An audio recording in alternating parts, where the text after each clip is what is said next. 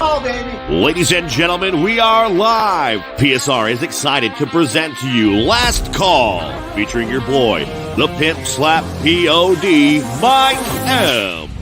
We are live and you are here. Let's go, Billy Briggs. How you doing, Dutch? What up, brother? Doctor, what's up, brother? LJ from the HLJ. Mike, man, happy to be here, man. T on the ones and twos, -7.5, the official number we'll use. And the lines move 2 points. And this is not a show to be late for. And now, let's get to the picks. We be pumping!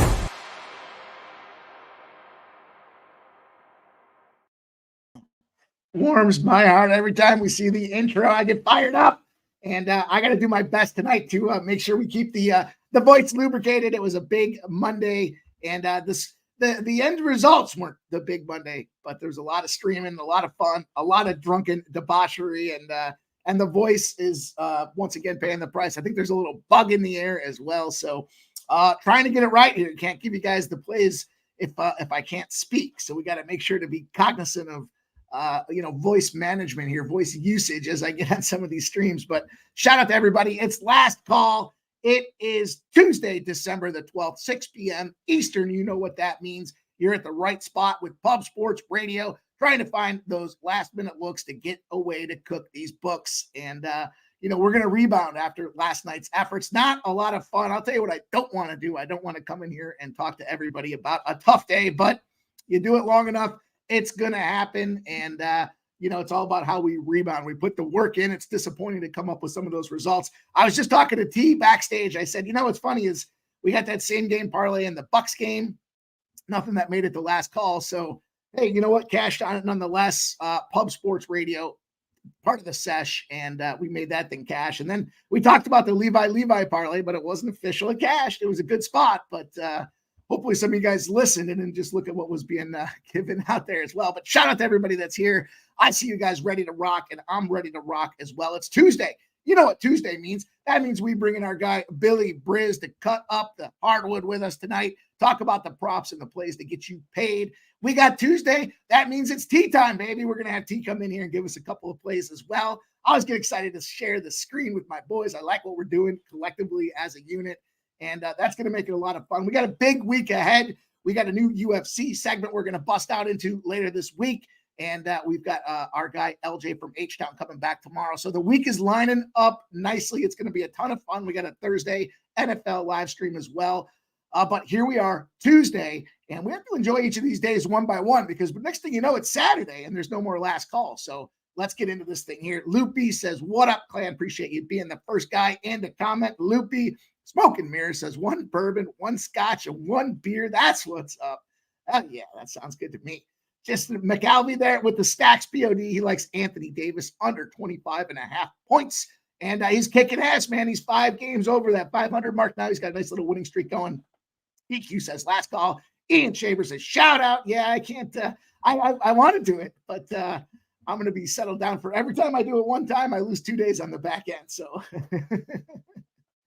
yeah. Yeah, Loopy, yeah, you know what, a former life, I guess, here. Director 97, good evening, Pimp. I'd like to know your thoughts on the Duke NCAA basketball game. We are going to talk about that game. I have a look in that game. I actually enjoy that spot quite a bit, Director 97, so I'm looking forward to that. Dan Kelly, what up, Dan Kelly? Ian Shaver says, went up units over here, highs and lows, but we got this. Yeah, it happens, right? We're gonna take those on the chin. That's why everything's 1 unit. Somebody said to me, if you have a play that you don't, if you like it more than anything else, how come you don't put more money on it? Because every time I do that, I end up taking it, just play everything the same and consistently. And how do you move units? You cash plus 580 parlays. You cash plus 1,200 unit parlays. And depending on how you play them, that's going to continue to give you that boost in building the bankroll. But it's all about winning consistently. We got to continue that 60% plus clip and keep running those bookies and making them scared. So let's go. EQ says, Pimp Slap. You got this. Yeah, we got this tonight. I like the card here. We got a big NHL card, so I'm looking to have a lot of fun in there. We took it last night, and it was bound to happen. I'm one of those guys that believes in the jinx, too. We were talking about the NHL record and, coming off that 11-0 on Sunday. Not happy about what happened yesterday, but no excuses. Just giving you guys good, honest, hard work and effort to move forward. And Al Cervix says, looking good. No more. Yeah, it was a lot of fun yesterday. I had a great Monday. I had a lot of fun. I made some cash on it too, but it didn't correlate here to what we're doing tonight. And that's what it's all about, is making sure that we give you guys these winners. There's Joseph Thompson, top model play last night. Didn't get there. Yeah, man, tough spot Monday. It was a weird Monday card. I'll say that. When I looked at the card overall, I kind of thought coming into it, kind of a trappy spot with a lot of games. Some later night NBA stops got there for me, but whatever. We're going to move forward. We're not going to commiserate. It'll keep it positive vibes, good energy flowing. And Joseph Thompson says his top model play tonight, Cal Baptist, Oregon, over 137.5. I like that play quite a bit. I ended up with a side versus the total, but it's a great spot in that particular conference for overs. And I know Oregon's got some injured players, but we'll see if they can't get there. Sharon Pullman says, pimp slap, Jay Smooth, let's get paid. As a one and done deal, boys. I was just trying to have a little fun with our guy Razor, talking about the proof consistency of mouthwash versus that of Fireball. But shout out to Razor Sharp Picks, my boy, my brother from another mother, making that cash with us as well. Sharon Pullian says, like Oral Roberts and Ian Shaver, gifting a Pub Sports membership. My guy Ian, I appreciate you putting that hard work in and then sharing his hard earnings with everybody else. So congrats to whoever grabbed that gift from our guy Ian. Appreciate you, Ian, man. I'll take a little sip. We'll keep hydrated, and cheers in your honor, my guy. Appreciate you always being in here, always supporting the Pub Sports community. And that means a ton, man. I said this to you before, but it never gets old. I always want to pay tribute and show the respect and appreciation when you guys share your hard earnings with us and gifting the community. That's a paying it forward, good karma thing right there. He's bringing somebody else into the universe of Pub Sports Radio so that they can get that cash, and hopefully they pay it forward as well. So shout out to my guy Ian Shaver. Brian Watson, let's go. Al Cervic, Dan Kelly, damn, I'm looking at the Cavs Celtics line right now equals, I looked at it last night and should have bet the Celts then. Yeah, that thing's moved quite a bit, right? There's Keith says, hey, Mike and everybody, I like the Mavs money line tonight in a Laker in-season tournament hangover. Sure thing. There's JPZ says, LFG. JPZ got me yesterday with that Dallas game. We were on that Detroit side. I saw him putting it out there in the parlay, but it is what it is. Good shot. Shout out to JPZ getting it done. Sharon Pullian, do you like Oral Roberts first half? Mike, I like Oral Roberts in the full game. It's not an official play that I'm giving out, but I do like Oral Roberts in the full game. Not a big guy to cut it down to the halves. We tried last night with one of those overs. Didn't get there. I like the enjoyment out of it too. I want to have the full game on deck for me. So anyhow, Brian Smith, Don Play says, JPZ, what you like in the NHL today? Please share the picks. You guys know I ask you to do three things. Hit that thumbs up button on YouTube, support the community, support Pub Sports Radio and what we're doing here to bring you guys great content each and every day. 2, make sure that you grab a pen and paper, write down these plays, not only that I share, that T shares, that our guests like Billy shares, but the guys in the chat are winning at a high rate as well. This community is established and getting sharper by the day. And then, last but not least, share your plays in the chat. Let everybody find a way that we can cash together. You might have a look that we're not going to talk about. This really doesn't come down to the entire card, just the final card that I'm putting together. And it's about everybody working together consistently to beat these bookies. So if you haven't done so already, take a look down, hit that thumbs up button. We don't need slackers here. We need guys and gals putting the effort in to help us promote the brand. And now Cervix says the team that took with 130 left at plus 340 lost. The team that went down 14 with 3 minutes left at plus 240 wins. What a league. Yeah, that was a crazy game last night. Hey, I said it before. Maybe some guys thought I was crazy. I was absolutely not crazy. I was dead serious about it. Watch when these NFL players get on the Manning cast and what they do that following week. They lose. They lose outright. Look at that, 14 points. There was no way Miami wasn't going to beat up on a bad team in Tennessee. But nobody told Levis that. He came out there and he played that thing right to the very end and got the job done. So let's start this thing up here. We got a big show tonight. We want to get you guys out of here and going. I want to save the voice as much as I can. And unfortunately, I got to start off with this recap. Man, it was a 3-9 official last call day. Oh, talk about losing sleep here. We got skunked in the NHL. We lost Toronto. We lost to Buffalo under 6.5. I thought we were going to get Toronto. They came back into overtime. I lost that game twice. I lost it with the emotion of watching them go down, only to come back, to go to overtime, and then lose it again. So I think that's going to play a part as we talk about tonight's NHL card. The Sabres under 6.5. Last second goal there for Buffalo to push that thing to 5-2 final. And then Detroit just got beat up from start to finish. I'm one of those guys. I'd rather get my ass kicked right from start to finish. I don't want to have to emotionally invest in the game at all. I want to just get it. If I'm losing it, put 3 goals on me right off the hop, and I don't want to see what's going on. So then we look at the Green Bay Tennessee teaser. Didn't get the job done. Green Bay -5.5 was a late ad that did not get the job done. The NBA, okay, we got Orlando Magic. They did get the job done. The Denver Nuggets, everyone was saying that was a trap line, but we had those intersecting spots at -2.5 that made a ton of sense for a team that won the championship and lost 3 in a row at that point. Toronto under, that's one of those games that I was talking about. I'd rather get beat up early. That game was going way over. They had 230 points at the first half. We knew, or 130 points in the first half. We knew that wasn't going to get under. Memphis 1.5. Memphis is that bad. That was a loss. We got the OKC over 234.5. We lost the Nets +4.5, and we lost the Zags first half. Some of those unofficial plays that we gave out there, 2 leans, if you will, for the show, did go 2-0. That Bucks first half over 113.5. I don't know why I pulled that out, but should have kept it in. And then Philly over 244.5.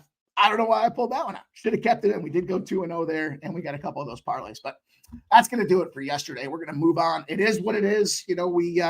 We take it on the chin. We stay accountable, bring it to you guys 100, let you know exactly what happened, win, lose, or draw.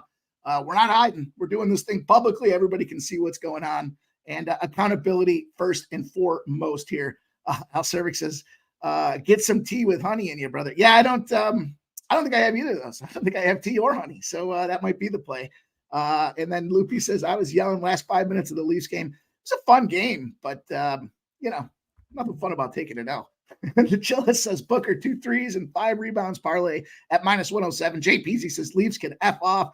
Don't come back and give me hope. Jay Peasy, couldn't agree more, my guy. Just disappointment here. Disappointment. But look, best thing about yesterday is it's just that. It's time to talk about today and how we're going to get paid. We got a 3-sport lineup tonight. We got the NHL. We're going to lace the skates up here with last call and show you guys where I think these spots are to capitalize on tonight. And I'm fired up about, there's quite a few opportunities where we can really capitalize on these books. We got a nice parlay and play as well. We've got college basketball, a couple looks in college basketball. Then we're going to get to the association. We're going to bring on our guy, Billy Briz, to do what he does. He's going to share some props and some looks on this card. It's a 5-game NBA slate. But that doesn't mean that we're devoid of winners. We've got a lot of opportunity to make cash tonight. So it's going to start with the NHL. We've been firing at a high rate. You guys know the situation here. We'll bring up the background. You'll see on the right-hand side exactly the games that we're going to cover. We'll talk a little bit over the top. You'll see the games that I'm locking in on for my official plays. And we'll talk a little bit about some of the stats that go along with these spots, the angles and the trends, and the line movement to help everybody get paid. So without further ado, we're going to move into the NHL. It's time. Let's go. And the first game we're going to look at, before we even get into that, you'll see in the bottom, there's Parlay Corner. I told you we have a 3-leg parlay tonight. We're looking at Pittsburgh. We're looking at the New York Rangers, and we're looking at Florida. At parlaying them all up at +277. That line's been kind of fluctuating today. So you want to get it while it's hot. The first spot that I'm starting out with, though, for official show plays, I've got the Pittsburgh. I was going to say the Pirates. Man, I got to get my head and my butt wire together here. I like this Pittsburgh Pirates. I said it again. The Penguins -1.5 tonight. So, when we broke this game down, when I started looking at this game, a couple of things popped off at me. First and foremost, Arizona, we talked about the Coyotes. They're going back to Connor Ingram. They had him out there for a long time. They ran him for that 2 straight week stretch. And, the tough part about Arizona, coming off that spot yesterday, now they're in that back-to-back game. They had just played Buffalo. The thing about that trend that we had with Buffalo yesterday was after Arizona plays a game where their opponent put 20 or more hits on them, a.k.a. a physical game, they were 3-31 in their next games. After Buffalo's loss last night, they're now 4-31 in that same spot. And then on the other side with Pittsburgh, they're starting ERA at 8-10-2. Not the best season out of this guy, but Ingram has lost 2 in a row. The thing about this is it should be a low-scoring game. Pittsburgh's power play's got to get it together. They're 30th in the NHL right now. But I think this Arizona team, coming off of 3 losses in a row now, in a back-to-back spot, 2 physical games where they took over 20 hits a spot, and our trend is back. The restless road dog fade spot. If you fade the dog off of no rest on the road, they are 434 and 198. That includes a 12-1 spot in its last 13 games. So it's a huge sample size. But then as we break it down and dissect it, we're on a 12-1 run over the last 13 games. We've been cashing on that trend. Oh, and by the way, Arizona 0-7 on the puck line the last 7 times that they've come into Pittsburgh. I think it's a great spot here at the -1.5 or +135.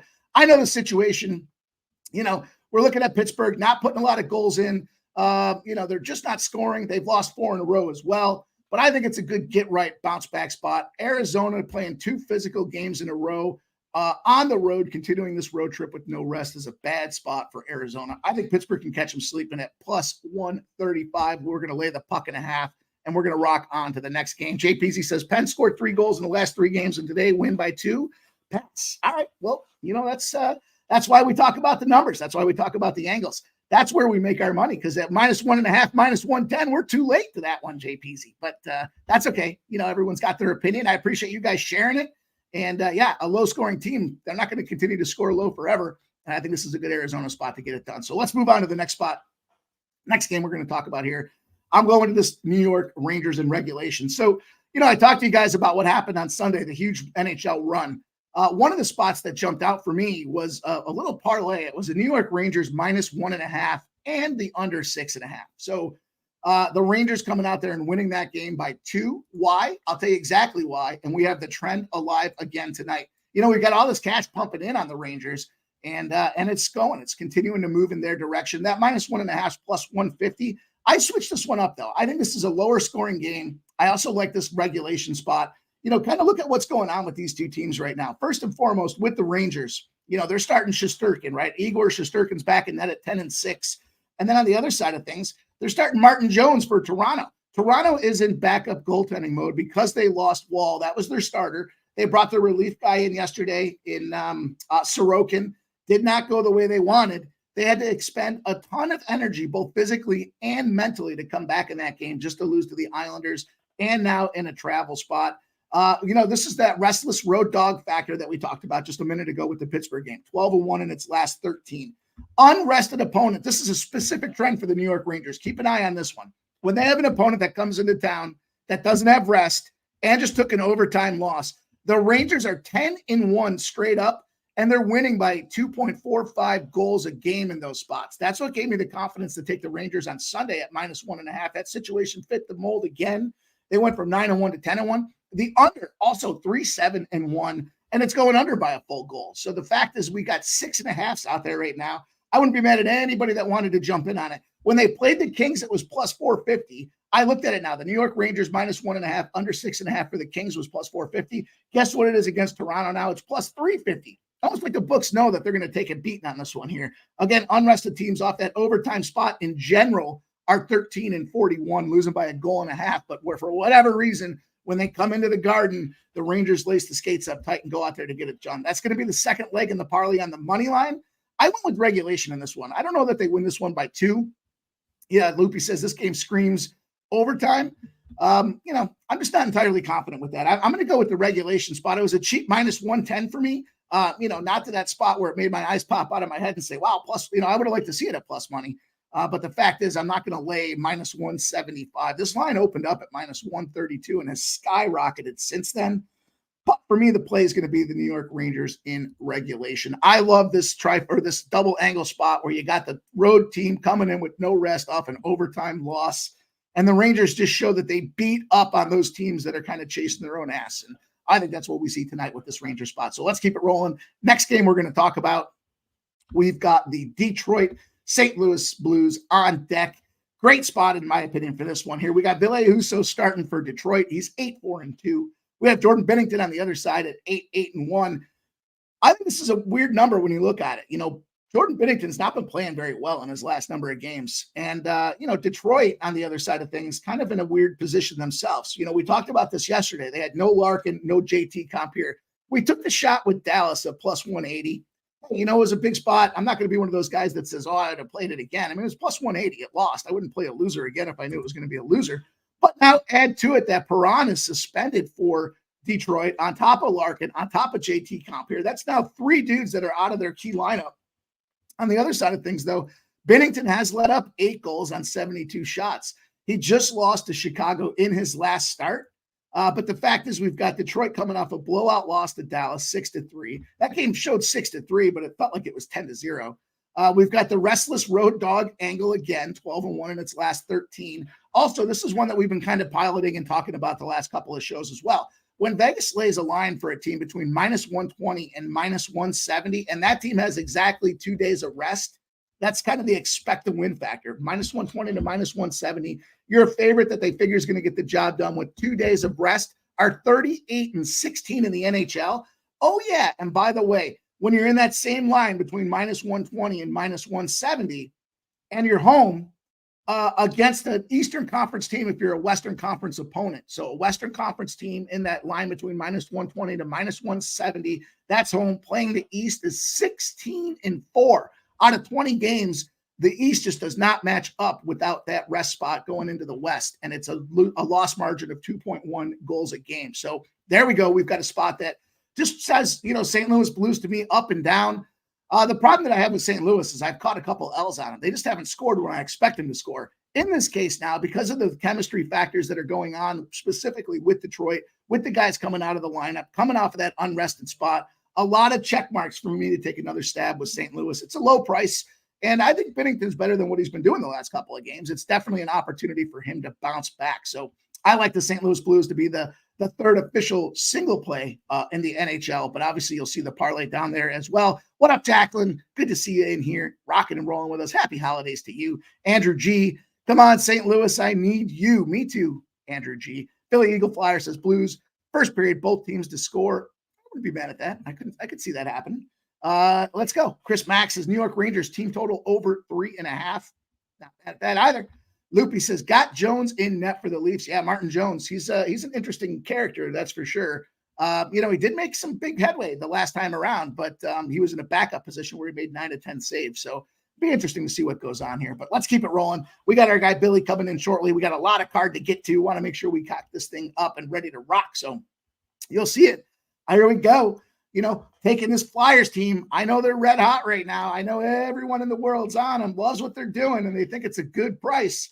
But not me, not tonight. We got Harrison in goal, the backup goalie for the Philadelphia Flyers tonight. It's not Carter Hart, it's their backup, who has been playing well. He's 5-3-1 in his last 9 games. But we got Saros on the other side for Nashville. And, here we go with the starter versus a backup at the basic root of what's going on in this goaltending situation. As we kind of peel the onion back and we start to look at this game a little bit more, guess what else we have again? A team that's lined between minus 120 and minus 170, the expected to win spot, that's in the Western Conference playing an Eastern Conference team, 16-4. We just talked about it. Here we go again. It's lit up for us, 16-4 with an expected goal margin of 2.1. Also, when you're home, you're off a win, and you won the game by exactly 1 goal, and it was an under. You're 24-11. So that's kind of a little bit of a complicated one there. You're home. You just won. The game went under. You won by a goal, 24-11 spot out there as well. So, those kind of all signs point to Nashville for me. I know Harrison, as the goaltender in the backup, he's got 4 wins in a row. 8 goals on 117 shots with a shutout in that 4-game performance. And Philadelphia's won 4 games in a row. But, I hope I'm wrong about Philadelphia all season long. I mean, at this point, I just think they have played way beyond the value of their expectations. I know Tortorella, and he's getting the boys fired up. I love him as the coach. I love everything they're doing except the fact that they're winning, which is hard to believe because I want a better draft pick. He doesn't want a better draft pick. He refuses to let that young team crumble. They got a lot of great things happening in the front office with Danny Briere. Big turnover in what's going on in the youth era of the Philadelphia Flyers. But I think in this case here, we got Nashville Predators that have won 4 of their last 5. Saros had a huge win against the Montreal Canadiens. He made 36 saves on 37 shots. They won the game 2-1. And here he goes. He's only let 6 goals in on his last 133 shots. So as much as we've got, again, I broke it down to the basic element of this thing off the get-go. It's a backup goalie versus starting goalie, the Western Conference team versus the East on the expected to win line. And then we've got that goal differential margin that lines up for me. Lots of green lights here to take these Nashville Predators. And at minus 140, super low spot tonight. So, okay, Philly Eagle Flyer. I mean, he saw me wearing the Flyers hoodie last night, so I'm sure he was on that. But yeah, JW, we bet against Philadelphia. I bet against the Flyers all the time. I might, in fact, when I bet on them, they lose, and when I bet against them, they win. But tonight I'm betting against them. And I feel confident that the Predators are going to be the spot to get it done tonight. If that line was any lower, I might be suspect to it. But the fact is, We just have a lot of green lights now pointing to the Nashville Predators. So Predators it is for us. Let's move on to the later part of the NHL card here. I like a lot of these, thanks Cheshire Cat. I mean, a lot of guys think I just bet the Eagles blindly here. And, I did bet against them and I did take that L. So, hey, shout out to them. Here we go. Tampa Bay, Vancouver, next game on the docket we're going to talk about here. Love this spot tonight. We got Vasilevsky in goal. The thing about Vasilevsky is they have turned the corner with them, right? So he's now in there. He's in the starting position, and he's been playing well. They're 3-1 in their last 4 games here. Vasilevsky taking the number of those starts. But on the other side, we have Margaret Thatcher Demko, 13-7. Demko's kind of been reeling here. Back for the second straight start, had 24 saves in the Carolina game for a 4-3 victory.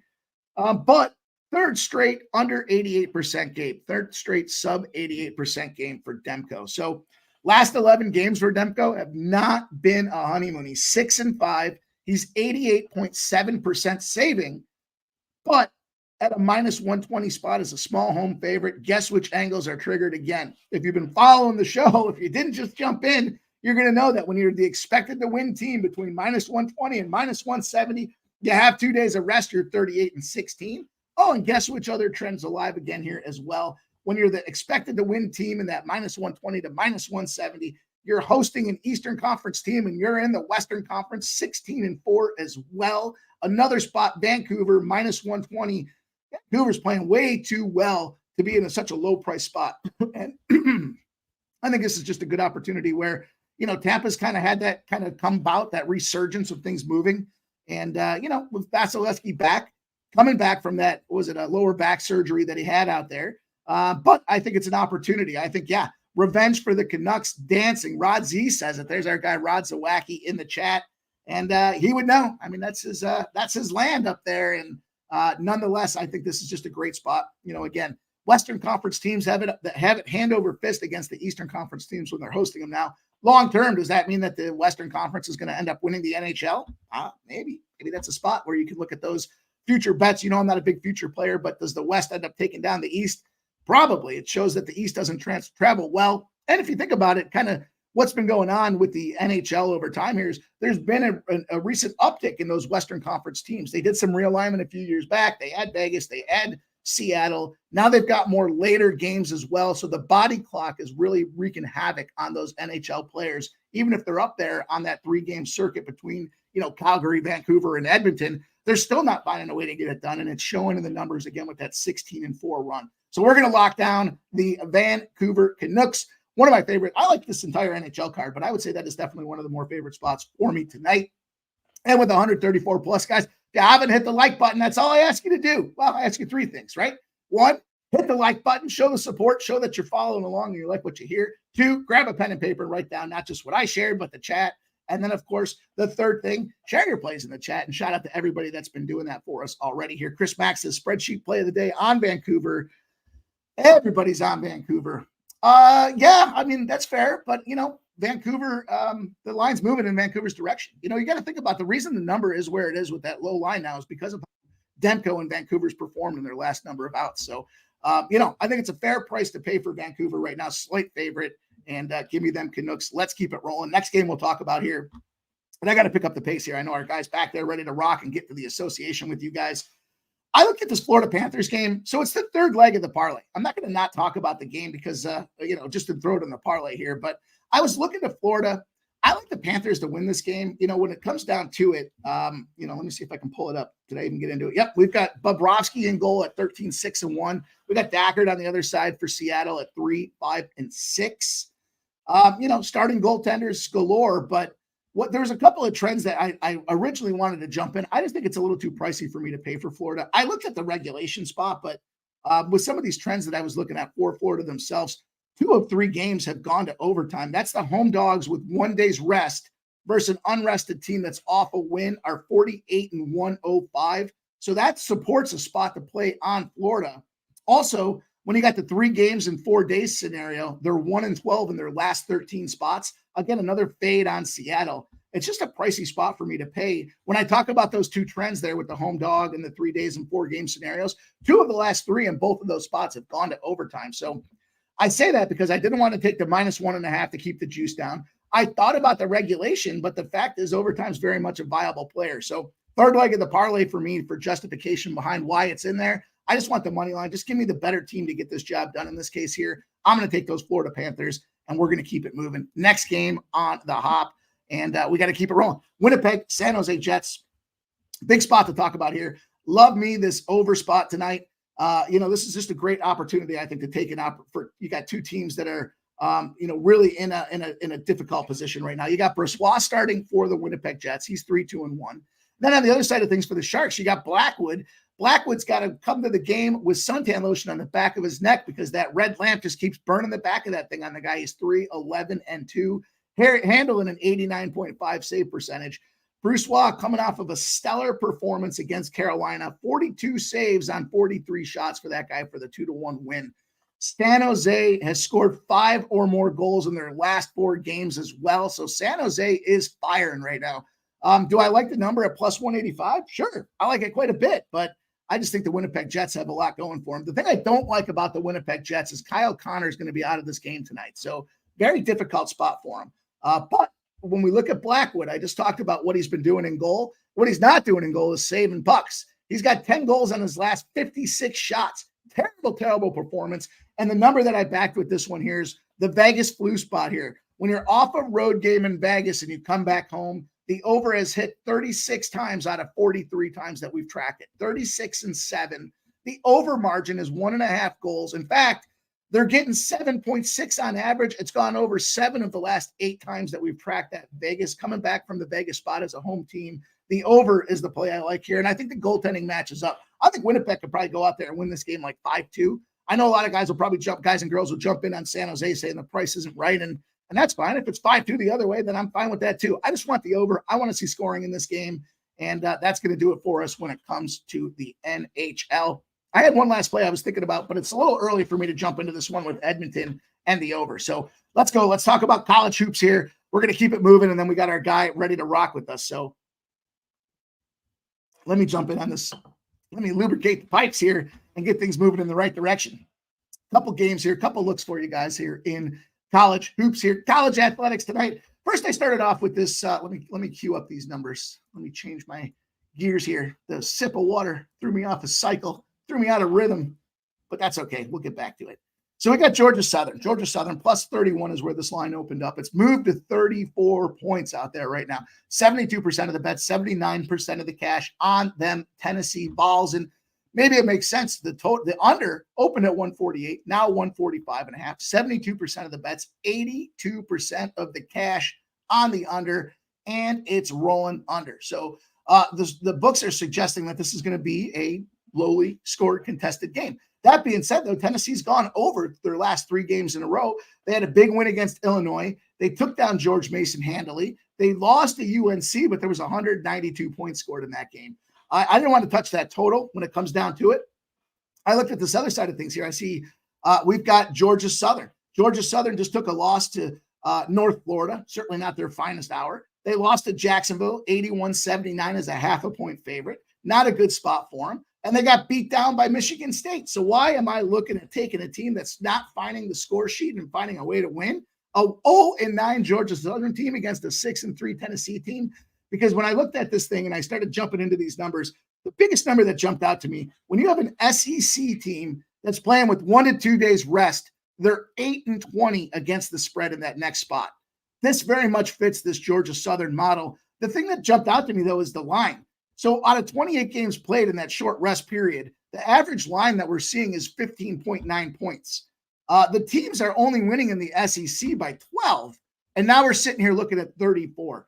Way too many points, I think, for a Georgia Southern team. Is it going to be close? No, I don't think Georgia Southern's got the gumshoe to come back and get this job done. And I know Tennessee's been battling, but 6-3, I think they're vulnerable here at 34. I think it's ticked up too many points now. Is it a 30, 31-point victory? Maybe, but I think Georgia Southern can find a way to get it done for us. Next game I want to talk about with you guys here is this Duke spot. We've got Duke and Hofstra. It's a big game. I know a lot of folks want to talk about this one, and I'm excited about this game here. This is going to be one of those main events here, if you will, with a big school, a Power 5 school anyways, that I think is going to come out here and handle these boys here. We've got This line opened up at minus 15. It's minus 15.5 and on its way up to 16. 55% of the bets and 71% of the cash on Hofstra. And yet it's still moving in that direction. As far as the total, it opened at 146.5, has dropped to 143.5, 70% of the bets. So the public's all over the over, but the sharper money, 57% of the bets are coming in on the under, and possibly for good concern here. I think that under speaks because I don't think Hofstra is going to be able to keep up with these boys. I think when it comes down to it, the big thing for this number and why I don't think this is a 20-point spread is because of the Proctor there. Proctor, big point scorer for Duke. He's an 18 to 20 point scorer on Duke. And you take him out of the lineup. What happens? Well, they had a game with him out of the lineup this last time around, and they still went out there and kicked some ass. So I think it's a good opportunity for a spot where we don't have that key player that they're going to take a couple of points off that line to give us the opportunity. Duke scores a ton of three-pointers. That last game, they were 10 of 18 from three. Hofstra is not a defensive-laden team. They don't rebound on offense. They don't really draw fouls. They just kind of go through the motions. And I think they're coming here to Duke. They're going to be under the big lights on a big event with a full arena. It's going to be loud. It's going to be difficult for those boys to play. Their defensive allows 36% from the three-point range. Duke, I just talked to you about heating up from the three-point range. Great opportunity for Jared McCann and Caleb Foster to go out there and handle that Proctor absence. I think we do have players that step up. I think Duke gets it done.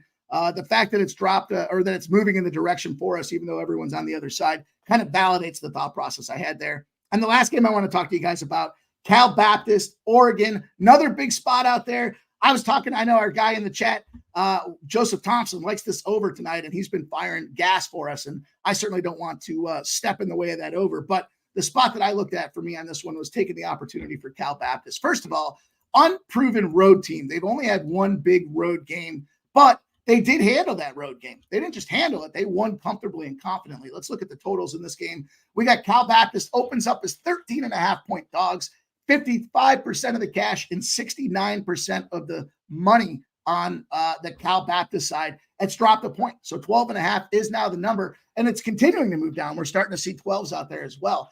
So this is, I think, a situation where it's just too many points. Should Oregon get the job done? They should, but they're battling some injuries themselves. So they're not fully healthy. And when you've got the other factor that I looked at here, one of the numbers that I like for this over to help validate our guy, Joseph Thompson, when you're a home favorite in the Pacific 12, Southland, or the Mountain West, the over is 78-35. So it's a huge over spot. The average number being 144.3. In that same spot, home favorites in the Pac-12, 59-54 against the spread. The average number they're seeing is 13. So we're kind of right at that number when I put this thing together. The fact that it's 12.5 doesn't scare me off. Yeah, Southern Utah, I just mentioned their first road trip for Cal Baptist was out there, and they took down Southern Utah 91-66. They don't get a lot of turnovers. They don't toss the ball over very much either there. They get a lot of capitalization on their points. They shoot a good three ball as well. Oregon's three-point defense is the bottom third of college basketball. And again, I mentioned some of those injuries. So I'm going to take the points with Cal Baptist and keep it moving here. Give you guys a quick pace. We're going to bring our guy on next. It's Tuesday. You know what that means here. I apologize for keeping him on ice, but it was the ice that kept us on ice here. You love him. It's our guy known for his props. He's been kicking ass when it comes to our show as well. I don't see him back there, but hopefully he is going to drop out. There he is. Let's go. Let's bring our guy on, Billy Briz. Billy, what's going on, my guy? How are you? Oh my God, dude. Fucking 6 o'clock NBA injury news report. These lines are fucking moving. I got to get just this last bet in. These lines are fucking moving. You talk about moving. You can't even click an odd shot prop right now because you'll look at it. By the time that you hit the deposit on the bet, I'm telling you the line is moving. We got to get to these games, baby. I made the mistake in the past of checking that box that says always accept line movement. And then you see like a 3-point movement and you're like, fuck, I thought I was getting 15 and now I'm getting 18. Like, that's not where I wanted to be. Shout out to everybody else that's here rocking with us, though. I see some heavy hitters out there. Big Ragu, my God, Big Ragu. How are you? Kicking ass and taking names in the NFL. That's a hardworking man right there, getting it done and shares his information with the people. Kelly V says, little late. That's okay, Kelly. She likes St. Louis. Me too. Pens 10-0 in the series. Toronto, New York Rangers, 5 of 6 unders in the series. And then Nashville, Point or Forsberg anytime goal. Okay, been hot. Let's go. Let's keep it rolling. There's Tease in there as well. Our guy Parlay Tease sharing his plays with us. Oh no, he likes Hofstra in the first half +9. I think that's a fair number. I think 9 makes sense for that game there, Tease. I think what happens though is that second half we see the separation. Is it an 8-point first half victory for Duke, and then they come out in that second half and they end up winning this thing by 22. That's kind of how I was looking at the game. So very much looking at that. And then he says he likes the first half over 69 as well. Appreciate you sharing the plays. Ian T says he likes Cal Baptist the first half +7 for that spot there for our guy Tease as well. So we got the opportunity for the first half and the full game. Big Bergoose says Billy, the whiz kid Briz. Of course, man. This guy firing gas all over the place, cashing tickets like it's his job, and it is his job tonight for us. So Billy, let's talk about the association. We have a tight card here. We had a big spot last night. We got now some of these teams are coming either on now a back-to-back after the in-season tournament, or they're playing for the first time, like the case in the Boston Celtics. And let's start with the Celtics game. I know you've got some props and some sides, so I'll just tee them up, and then if you've got a play on it, we'll talk about it. Otherwise, I'll share the numbers that I have, and we'll just keep it rolling. So the Celtics opened up at 9.5. It's now 11.5. 57% of the bets, 84% of the cash on the Cavaliers. And the over started at 221 is now 224.5 with 91% of the bets and 97% of the cash, Billy. What do you think about this game here? This is a kind of a barn burner for the 7:30 window. Yeah, this isn't a spot that I'm really looking to fade the Celtics due to their scheduling. I'm kind of off of this game in general. The Celtics have their next 4 games across this week and the beginning of next week, playing opponents back-to-back. So they play Cleveland today, then they play Cleveland again, and then they play Orlando, then they play Orlando again, all 4 games at home. Cleveland's going to be without Mobley. LeVert just got actually ruled in, which is a big deal because I just feel like the Jared Allen's a good center and all that, but you kind of need Mobley in this type of matchup because Strus and Dean Wade aren't just people that you want to put on Brown, Tatum, and Derek White. So the game I'm off. The Cavs might have to switch some shit up. I wouldn't be surprised if Karis LeVert, he's active. He's coming off the bench, but I wouldn't be surprised if he closes. If this game's any competitive going into the fourth quarter. It's just a big bad. I just don't like the defensive matchups for the Cavs. I'm not a big X's and O's defensive matchup guy, but I just don't see how they switch around with the Celtics. You run a pick and roll with Tatum, and then you end up having Max Strus on him. I mean, he's going to get fried. Sorry, I'm just sending a little note here. So I looked at this game and I thought a couple of things. First of all, I love the matchup for Drew Holiday when it comes to the assists. It's a spot where, he's gone over this number 3 of his last 4 times. And one of the things that I've been talking to you guys about is I've been trying to be more concerted effort about trying to put together a prop with a money line to bring the juice down. Boston's one of those teams, especially at 11.5. Look, they were huge favorites twice. They had the biggest lines in the in-season tournament twice, and they kind of got cooked on both of those spots. So, yeah, they're sitting at home now. They've had plenty of time to rest and sulk about it.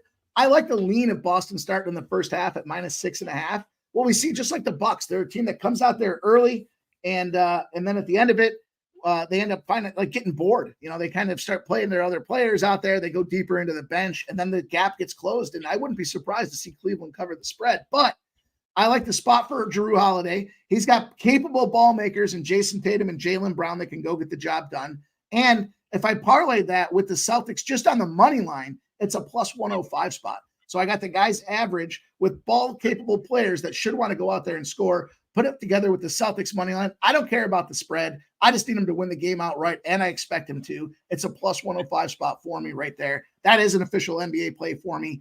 And like I said, I lean that first half, but I just like the spot. I like the prop spot with the little same game parlay action to get me a little plus money spot there, Billy. What do you think? Yeah, usually in these type of spots, I usually kind of like watching the first game to see what kind of takeaways we can get on the second game. But that doesn't always work out. Sometimes you might watch the first game and something might happen where you don't even get a bet in on the second game. So this is kind of a wait and see approach. This is not a good game though to bet on. Don't bet on this game. Yeah.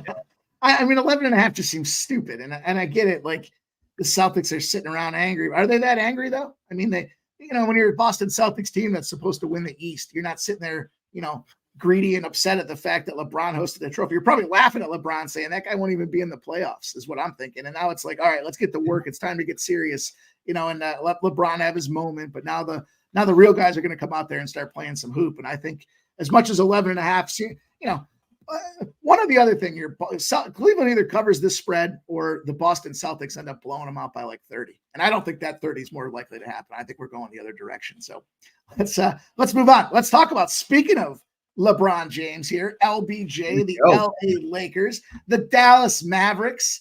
Line opens at -1 to the Mavericks. Now +3, 58% of the bets, 51% of the cash, Billy, on the Mavericks. And it's moving. 235 as a total, now 234s, 75% of the bets, and 96% of the cash on the under. And then last but not least, I'll talk about this money line, because something we've been trying to look at a little bit when it comes to these numbers here is that when you got a 2-point spread, maybe they're just looking at the money line. So is there a story to be told? -102, now -125, 68% of the bets and 60% of the cash on the LA Lakers have moved that line from -102 to -125. I'm going to suspect here that Kyrie Irving's not playing this game. That's probably an official, if I'm not mistaken. I think you're muted. Yeah, 1,000%. He's in a walking boot. Yeah, I figured as much, and I think that's probably why we're seeing some of this line movement the way it is, Billy. Now, the line movement was due to Luka Doncic being questionable today, and then they finally had the interview probably like as soon as the show started at like 6:15. He got ruled in officially. Okay. But now it's 3 points, right? So I see a +3. Is that still the best number that's out there? Yeah, +3, best number out there. That number's dropping actually down to +2. Okay, so it's moving in that direction. That I think, like you said, then correlates with those point factors out there with Luka getting the go ahead, the nod. I mean, he's been a triple double machine as of late. What's your thoughts about this one here? I think the general consensus is you got the Lakers, who just did that celebration out there in Vegas. LeBron shoots on the jet to go watch his kid play out there at USC as well, right? So, what do we see moving forward here with this game? It seems like everybody wants to fade the Lakers. What are you doing with this game? Yeah, this is my favorite game on the slate tonight. When it comes to the side, the Mavericks are coming off that win versus Memphis last night. We're on stream for that one. Coming back home, probably we'll see Hardaway. I think Hardaway just got ruled in for this game, which is big for their guard rotational pieces. The Lakers, like you said, coming off their championship game. Bronny's first game at USC was the next day after that. The Lakers have a -6.3 margin of victory with a rest advantage, 1-2 straight up this season. They also have a -3.8 margin of victory with 2 to 3 days off in between games. Dallas has a +1.5 margin of victory, 2-2 straight up, plus 1.1 ATS on the second half of back-to-backs this season. The Mavericks have covered 5 out of the last 6 games versus the Lakers. When it comes to the total might be the one to circle here. When it comes to the total head-to-head wise, the under has cashed 4 out of the last 5 meetings between these two teams. The under has cashed 3 straight meetings between these two teams. And when you look at the referee for tonight, Ben Taylor's the referee for tonight. He's 13-20 towards the under when the total is posted above 230. He's historically known for the Fred VanVleet situation that got him suspended last year. So kind of a note when he's on the docket for games because, a guy that almost lost his job, now they're giving him the ability to be the lead ref in games. Always a little circle for that one. Prop-wise, LeBron James is one to kind of circle here. Under 42.5 points, rebounds, and assists, -110. You talked about it. Emotional letdown spot for the Lakers. Bronny's debut was on Sunday. That game went in overtime, back and forth. I mean, it's just real life shit, I feel like. The pace between these two teams could make this total go low. Dallas is on the second half of a back-to-back. LeBron's under 15 out of his last 23 games this season. In the first matchup, he had 42 points, rebounds, and assists, but he also shot 4 for 9 from the three-point line, and he converted 7 out of 8 potential assists. I feel like he overplayed in that first game.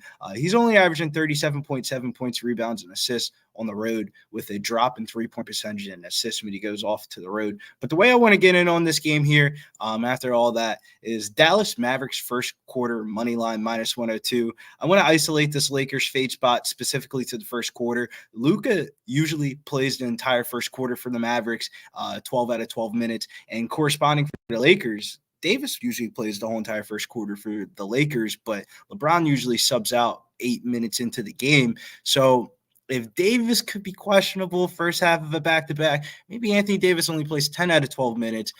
But the Mavericks are 7-3 ATS in the first quarter of the season. In the first quarter, last 10 games, while the Lakers are 4-6 last 10 games on the road first quarter ATS. So we want to get on the Mavericks here in the first quarter. Jason Kidd last night said to Derek Lively, if I'm keep on playing you, man, I got to get 15 rebounds out of you. And boy, did Derek Lively fucking answer the bell. He had 16 points and 16 rebounds last night, shot 7 for 8 for the field. I think he's going to be a little bit – it is a motivational inspirement spot. You're playing against Anthony Davis. He's Defensive Player of the Year candidate.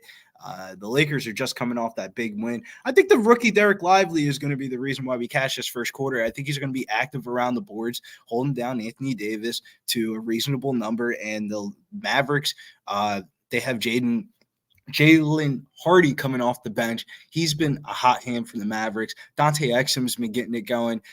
While it's not the best of best players for the Mavericks right now, they're going through some injury stuff. They're playing with inspired effort of Dante Exum. You got Tim Hardaway Jr. coming off the bench.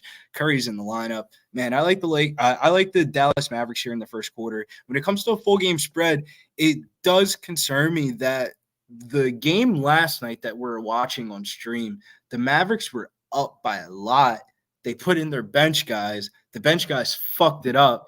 Luka's taking off the fucking ice packs and shit because he has a back problem right now. He clearly said last night before the game, it wasn't his knee. It wasn't his ankle. It's his back. And both of his knees were swollen. So it does concern me a little bit. He played 42 minutes last night. They all had to sub back in the fourth quarter to close out that game. So when it comes to a full game spread, I gotta lean the Dallas Mavericks. I'm not gonna go away from it, but I feel like the first quarter here is the spot. How do you feel about that, Mikey?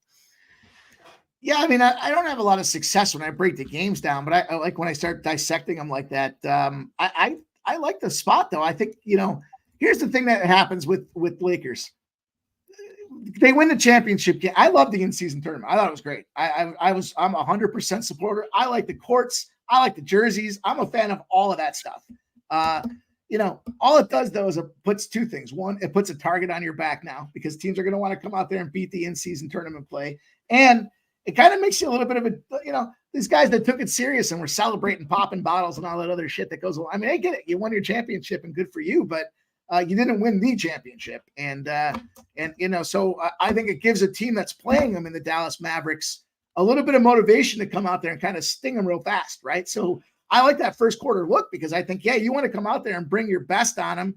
The travel, I know they're not flying commercial, but, there's still travel when you get up at altitude and that affects the body. There's definitely a wear and tear on that. It takes a little bit longer to stretch out and get ready. And, I like you playing it in this case with the first quarter because like you said, that back-to-back spot, do we get the tired legs out of Dallas in that second half? So I could fully get down with that. And I see our guys got a question for you in the chat there. Downplay says, Billy, how you feel about the Mavs first half? Do you think they can stretch that out from the first quarter and get the first half done as well? See, the problem with the first half for me is when you're betting like quarter and halves, I want the best player on the court for the period that I'm betting the game. I want that person on the court for the whole entire game. So I'd be mad as fuck if the Mavericks are up by 5 or 6 going into the second quarter. Luka Doncic subs out the game for the first 4 to 5 minutes of the second quarter, and then they end up getting blown. Then the Lakers end up coming back. How many times have we seen the Lakers come out the gates really slow, then they turn it up right before halftime? The game's damn near like tied up at halftime after they just came back from being down 15. It just seems like I don't know. The first half is easier to bet historically in the NBA than it is in the first quarter. But for this spot specific, there's only 3 players in the league that I can think of off the top of my head that play the whole entire first quarter: Luka Doncic, Nikola Jokic, Joel Embiid. And those are all the teams that you want to bet in the first quarter. You always see when the Nuggets are at home, you want to bet them in the first quarter. When the Sixers are at home, you always want to bet them in the first quarter. So it's kind of like the same exact theory. It's kind of like I would say like a model system play. I don't like backing the first half because now we're involving in bench players and starters coming in and out. I mean, first quarter, we get Rui Hachimura in there with the other guys. I mean, I don't want to blow people's shit, but I've been hearing some stories about Rui Hachimura fucking all the bitches down there after that Vegas celebration. Him, Christian Wood, summing into the game. Those are the motherfuckers I'm looking to fade tonight.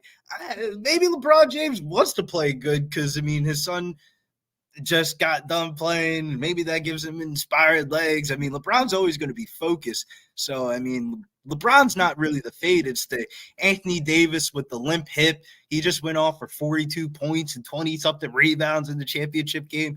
I mean, Anthony Davis comes off a little bit slow. I mean, Derek Lively's the rookie. He's going to – I mean, how many times have you seen the rookie just – jetting around, running, hustling for balls, diving across the fucking floor while Anthony Davis is looking at him like, dude, I just got paid 50 G's 3 days ago. Fuck out of here. Speaking of Bronny James there, I know he supports the name or he sports the name Bronny James and LeBron's been raising him, but damn, the way he made that first three out there, I might have thought Steph Curry was his daddy. Did you see that thing? Yeah, I think from a real life USC perspective, if Bronny James didn't come back, they were about to be fucked. I mean, you guys are out here losing to Long Beach State at the crib. I mean, that's their third non-conference game that they dropped. I mean, the way it looks like right now, I think the conversation is Bronny staying for another year or is he one and done? Because USC is going to be in the fucking NIT tournament. He's not going to be too excited about that. I'll tell you what, though, he does have a record his old man does. He beat his old man in college points, so he's already kind of checked that box. He's already got one up on the old man, and he's on his way. So that was fun to watch. They made 500 G's, not 50 G's. My bad. I got the UFC stuck in my head. 50 G's, baby. Let's bring on our boy here. You guys know what time it is here. I skipped right over his spot, and I want to make sure he comes in here to give us his laydown with the props in the NBA tonight. You know what time it is. Let's go. Bring our guy on.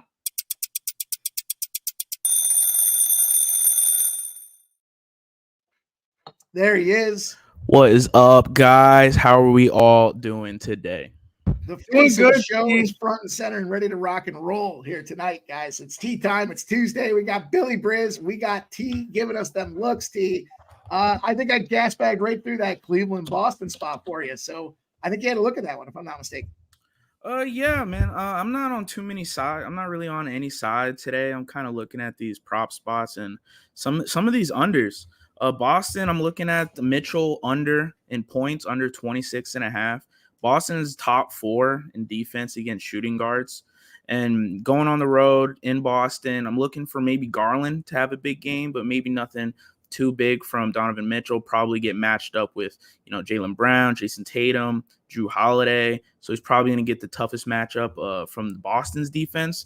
So I'm looking at Donovan Mitchell under 26.5, minus 110. In that game. In this game, this is an exciting game. Always Lakers, Dallas, Luka versus LeBron. Kind of a weird game to cap. You got the Lakers coming off that championship win in Vegas. They were out partying.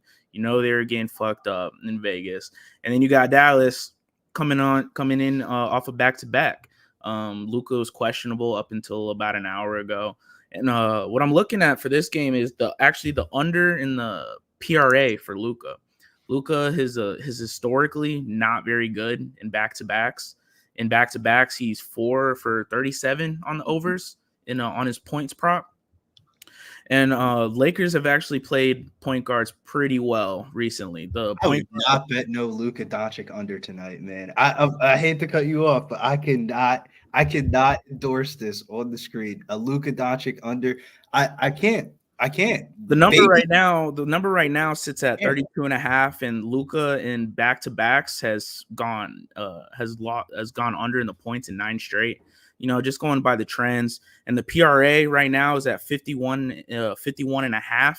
And with this spot, I could see the Mavericks blowing it out early, Luka coming out the game early, and with the PRA being as high as 51.5 at minus 110, you get a better number with the under PRA. So he might hit 30, but 51.5 PRA, I'm going minus 110 on the under. Hey, you know what? If he's nursing that back injury and he ends up coming out at the first half and doesn't play the second half, you're going to cash that thing anyway. So The only scary part is this. So the Mavericks played last week against the Rockets. We call it the Scott Foster game. And it was the last day of the regular in-season tournament. The Mavericks had no chance of making the in-season tournament playoffs, but they could stop the Rockets from making the Lakers-Rockets first-round matchup, which I thought that's what the NBA wanted, Dylan Brooks versus LeBron James. But as I digress, the way the way the Mavericks have been playing basketball in the last week since that game, they're playing inspired. It doesn't matter if it's a back-to-back, a front end. They're just hooping right now. I can't fade. Luka Doncic's got the headband thing on. He's got the baby fresh out the oven. Baby swag Luka, man. I'm not saying the Mavericks aren't going to ball. I'm saying Luka's not going to go over. All right. Well, they got to play the game. Ballsy play, man. Like, if you're going first, he could have 20. Have to be on the Lakers side for me. He could have 25, 10, and 8, and the Mavericks win by 20, and it still would go under. So that's just the way I'm looking at it. Well, I love it, boys. We got 3 more games to talk about tonight. So let's go. We got this Nuggets-Bulls game. We'll move on and see how that one's going to play itself out. -8's where that number opened for the Nuggets. Now -6.5. 35% of the bets, 48% of the cash on the Nuggets. So it looks like the sharper money, the public money, is taking them Bulls and taking them points. We know they've been firing up since Levine's been out, and maybe he was that cancer for the team. The total opened at 213.5. Now sits at 219, 76% of the bets and 83% of the cash on the over. Billy, what do you think about this one?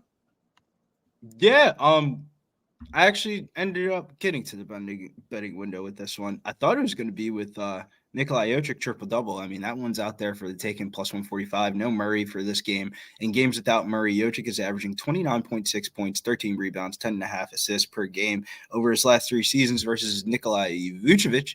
Jokic is averaging a triple-double in 4 of those games. But I ended up getting to the betting window with my man, Kobe White, over 28.5 points, rebounds, and assists at -1. When I wrote this down, it was -120. When I got the bet in, it was -130. When I sent it out, it was -136. When I came on up to the show, it went up to -138. So wherever that number lies right now, I'm just going to say points, rebounds, and assists. He's gone over this total in 6 out of 6 games without Levine this year, averaging 36.5 points, rebounds, and assists. 15+ field goals attempted in every game without Levine this year. Over on this total, 10 out of his last 12 games since last year with that volume. Point guards versus the Nuggets have recently been murdering them points, rebounds, and assist-wise. Trae Young kind of had a slow night last night, 29 points, rebounds, and assists, but that would go over for this prop. Fred VanVleet, 33, Fox, 46, Westbrook, 28, Fred VanVleet, 34, Cade Cunningham, 38, Garland, 35, and Porter of the Cavs, which was a backup for Garland that one night, 29 points, rebounds, and assists. No Murray in this game should help this spread to get a little bit closer. I'm not really scared about blowout. He's playing all the minutes. The Bulls have looked a lot better. Denver's on the second half of the back-to-back, so are the Bulls. I like Kobe White over 28.5 points, rebounds, and assists. You know, I see 29.5 as +104. You juice with the 28.5, or you feel ballsy to take that 29.5? I mean, if you're a price guy, I would bet the 29.5 because that probably means he's gonna fall on 30. But because I mean, think about it, 28.5, you would need 29. So if the line goes up to 29.5, that's probably the difference between a jump shot or two. So if that jumper goes in, that's probably the 30 that you would need. Gotcha. I see Dan Kelly says RotoWire has Murray very likely to play right now. It'll be interesting to see how that moves. You know, this is the thing. Murray ruled doubtful ankles. Aaron Gordon will play. Karis LeVert active. Cavs starting lineup, Celtics starting lineup, and the Mavericks starting lineup of Doncic, Exum, Murray. I mean, I'm just going to not say their starting lineup. It's on NBA Labs if you want to see it. Nasty Nate T was on the under 51.5 points, rebounds, and assists for Luka in the Dallas game. Let's see if he's got anything for us in this game. Anything you like on the spot?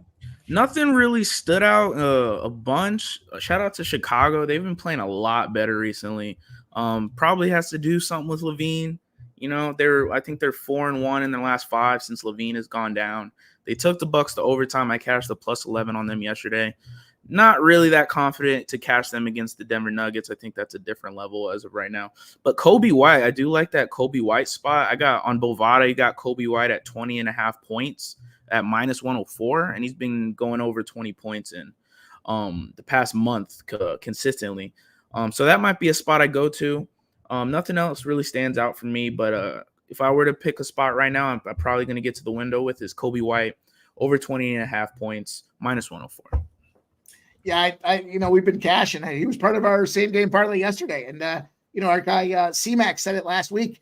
His minutes have gone up since Levine's come out, and he's been taking advantage and making the most of every opportunity. He's 20, 22s, 23s. Not a bad look at all. I certainly can get down with that. I ended up with the over for this play, and it's now moved to 218.5. It's the number that I can take official out there. This is just kind of a unique spot where you've got teams that have no rest off a road game that went into overtime, 19-0-1, and they've been sailing over by 17.5 points a game if the total's between as more than 212. So you got a spot where what that kind of tells me is they're tired. They're not going to want to play defense coming off that overtime spot out there. They're just going to try to go out there, hoop, and get the job done. We're seeing the total come down, and we know that the Bulls can go out there and run shop. The Bulls have been covering at a crazy clip, scoring 110, 111, 121, 124, 120, 129. I mean, they're putting points on the board, and this is a nice little number for us here. So I went with the official spot there, over 218.5. Now it moved up 2 points from when we put this thing together. So let's keep it rolling. We got this next game we'll talk about. We've got the Suns and the Warriors. Speaking of Steph Curry and company, this is a nice little spot here. I don't know, is Beal still is he still on load management? I mean, he's been No, he's back. He's back today. Yeah. He's back. KD's He's out. definitely on load management. And Katie's out. fucking first quarter of the season. The guy's already on load management. So we opened the line at 3.5. It's down to 1.5.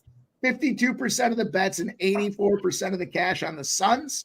And then the totals at 231.5 really hasn't moved with 75% of the bets and 52% of the cash on the over. Let's go, T. Let's start with you on this one. You have any looks for us that you want to kind of cook these books with? Yeah, man, I like this game. Western Conference clash. KD was ruled out, so that's a big factor going into this game. What I'm looking at a little 2-leg prop parlay. Phoenix is a bottom 10 defense in the league in points allowed against point guards. And with that kind of stat against Steph Curry, I'm looking for a big game with Steph Curry tonight. I got Curry over 37.5 PRA in the first leg of the parlay. And with KD out, Beal coming back, first game back in a while, I'm looking for a big game from Booker. I'm looking for Booker to carry the team. So I got Curry over 37.5 PRA with Booker over 30.5 points at plus 213, 2-legger. All right. I like it. I like the plus 213 spot. Billy, what you got for us here? This is a big one. Yeah, but this is one that like the books were hitting the punk fake on. They just putting the stud players out, but not the guys that we really want to bet, like Eric Gordon and shit like that. I mean, their props are up here late. My guy Grayson Allen is one of my favorite players to bet on, but this is one I didn't get to the betting window with, and just not enough meat on the bone. Chris Paul coming back kind of muddies up the Warriors. And then the Warriors, they're just rotation shit. It just doesn't make sense right now. Like, we're going to bench Jonathan Kuminga, and then we're going to start playing him because he's playing fucking good, and then he ends up getting us back into the game, so we're just going to close with him. Like, I don't know. Steve Kerr's got to figure this shit out. I thought it was an anomaly, but maybe the Team USA shit over the summer when you have the best players in the world and you can't figure out how to put the best five on the court at the same exact time was a sign for us not to back the Warriors here. But I have more I've been saying this all week. I have the spot circle tomorrow night. I mean, Suns on the front end of a back-to-back. You know what time it is tomorrow, baby. Mikal Bridges is walking back into the Phoenix Arena, and he's going to light up tomorrow. So, I'm on the Nets tomorrow. I'm on the Mikal Bridges props tomorrow. So this is like a watch, make sure everything is chill for today. We're slamming the Nets tomorrow. Shout out to our guys, Smoke and Mirrors, gifting memberships, blessing us, and everybody else with this action out there. We appreciate you, Smoke and Mirrors, my guy. That's a good dude. Plenty of time to hang out with that guy backstage and on various live streams. Always enjoy spending the time with my guy. Smoke. He definitely smokes too, and he's got that good nug. So shout out to him. Chris Mack, Kobe White hitting 4 threes in 9 of his last 11 games as well. I'll tell you what, I wrote that down. I'm gonna have to keep my eyes on that as well. And guys, we're right up to this last game, so let's get into it here. No further ado. It's the Kings and the Clippers, and there was a spot that I wanted. Let me just double check my notes here real quick. Yeah, I was looking at the Suns maybe in the first half. The Suns record in that first half spot. Nothing official for me on that game. But the Kings and the Clippers line open at +5. It's now 3.5. The bets are 50-50, right? They're split right down the middle. But 60% of the cash on the Clippers -3.5 is the number we're seeing now. The total started at 229.5, is now 236.5, with 75% of the bets. The public's pounding away on this over, but 63% of the cash on the under. Billy, you going to get paid in this game? Yeah, we're looking to get paid in this game. While everybody's going to go to the stud players tonight, looking for the bench boys here. I like Malik Monk over 14.5 points, -120. Kings and Clippers are in second half of a back-to-back, but I expect this game to be a high-scoring one back and forth. While everyone will be attacking the studs, I like Monk in this matchup. He's been red hot for the Kings. He's gone over his point prop 6 out of his last 7 games. The Clippers' second unit has been their biggest problem while they've been on this streak, while the starters are playing extended minutes with the rotational guys, guys like Norman Powell, guys like Terrence Mann, guys like Russell Westbrook are going to be in there when Monk's in there. So I think Monk should be able to take advantage of this matchup and go over his point prop tonight. It's not one that's going to stand out when you look into like models of like best player matchups tonight, but this is a gut feeling. This is my eye test tells me that Malik Monk is by far the best player off the bench in the NBA in a game where it's going to be competitive on the second half of a back-to-back. That's why you pay your 6th man of the year, right? I like it. I like the look. I like you digging deep to come up with that one for us too. There, I love the look. The alternate spot there with a little depth there, a little depth to his prop game tonight. T, anything that you want to give us here on this one? Anything you want to help us cash the tickets with? He's right. We're on the studs. The Clippers are a bottom 6 team in points allowed against point guards today, and I'm with Lucky Power in the chat that Fox over 40.5 PRA at -110. The price is a little higher for his points prop on the over, so I got a little better price at the PRA at -110. Fox over 40.5. He absolutely torched the Clippers last time they played each other. I'm looking for him to have another big night as well. It's a great matchup for him. They don't really have anybody on the defense that can really check with him. He's too fast. He can drive to the hole, or he can spot up shoot as well. And I'm looking for him to get some assists as well, either to Sabonis or popping it out to Malik Monk. I've cashed a couple times with him as well, Billy. A lot of points from all spread all around, but Fox over 40.5 PRA -110. Oh yeah, one person that we didn't talk about in that Nuggets game, dude. I don't know if you can find the prop, but Julian Schroeder has finally answered the bell. He led the NBA in preseason points, and he was out there last night versus Atlanta. This is like what I call like the eye test thing. Like certain things I see in games that aren't going to relate towards the everything yet. Man, that kid was fucking lighting it up. Shot 6 threes last night. 6 for 11 from the 3-point line, 22 points, 8 for 16, 22 points off the bench. I think he's going to play a lot of minutes tonight. Denver's on a second half of a back-to-back. Gets a good matchup against the Bulls. Had to circle that name. Oh, you know what? I'll have to do. I don't see him on the initial kind of prop dashboard, so I'll have to circle back and look to get it done. I say he's not on Bovada. I can tell you that he's not on Bovada. No, they don't have his prop. Nah, man, yeah, because I'm filling out my daily fantasy lineup locks in 15 minutes, and I had to let everybody know Julian Schroeder is a core piece tonight. I like it. I like the looks. I love that you guys, both are approaching it from different sides of things here, trying to get creative to find a way to keep the juice down with some of the PRA spots, getting deep on the bench with some of the other spots, boys. Always appreciate you coming on. It's Tuesdays, one of my favorite days of the week with everybody rocking and rolling. P, I know you got some things cooking here tonight. We got you with the Mitchell under 26.5 points. We got Luka under 51.5 points, rebounds, and assists. Curry, parlay over 37.5 points, rebounds, and assists, and the Booker over 30 points at +213. And then he's going with Fox over 40.5 points, rebounds, and assists. T, tell him what you got cooking, man. I know you're all over the place working hard, getting your ass busted all over the place for Pub Sports Radio. We appreciate you because you make it all tight and right, my guy. What's going on with you?